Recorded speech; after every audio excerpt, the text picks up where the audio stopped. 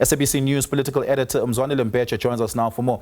Mzwandile, good evening. Thank you so much for your time. Really do appreciate it. Of course, this is a significant development in the GNU, particularly one that seems to be spearheaded by the DA, who put in the request to President Ramaphosa to replace Willie Aucamp with Dion George. Are we beginning to see DA factionalized politics translate into national governance in ways that we've always seen it play out in the ANC? Well, a very good evening to you, Oliver, and the viewers. It's actually a very significant step, as you've said, that the President has taken, and particularly relating to the GNU partners, the DA. For some time, we have had a sense that there was some unhappiness within the quarters of the DA, particularly around the Minister of Fisheries. And I guess the fact that he's actually said to have traveled to the U.S. Using a U.S. passport could have actually exacerbated the issue. But what the DA has said officially was that this is not true. It's looking at the performance and what it wants to achieve as part of the government, in the government of national unity. So you can't rule, obviously, the politics of the party, because the parties are always motivated by certain interests in certain aspects, but in this instance, that's what they have said.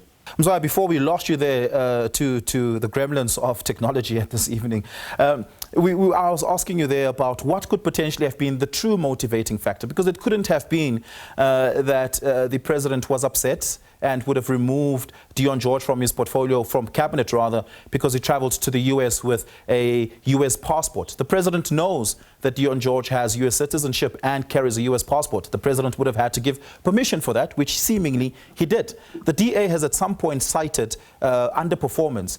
Do we have any sense what the indicators may have been, Mzwandile, that Dion George would have underperformed on, that would have triggered John Steenhuisen wanting to remove him? Obviously, given that it's a department that is not so much in the public eye in terms of being able perhaps to see what exactly would have motivated the DA, but I think with time we'll be able to actually find out and unpack. And as I was saying earlier before it was cut off, actually it won't be lost to us that this is, at the end of the day, politics after all. And it's possible that some political motivations could also have taken place. But the fact that he could have used the U.S. passport, remember, he is the Minister of State, obviously the DA is denying that.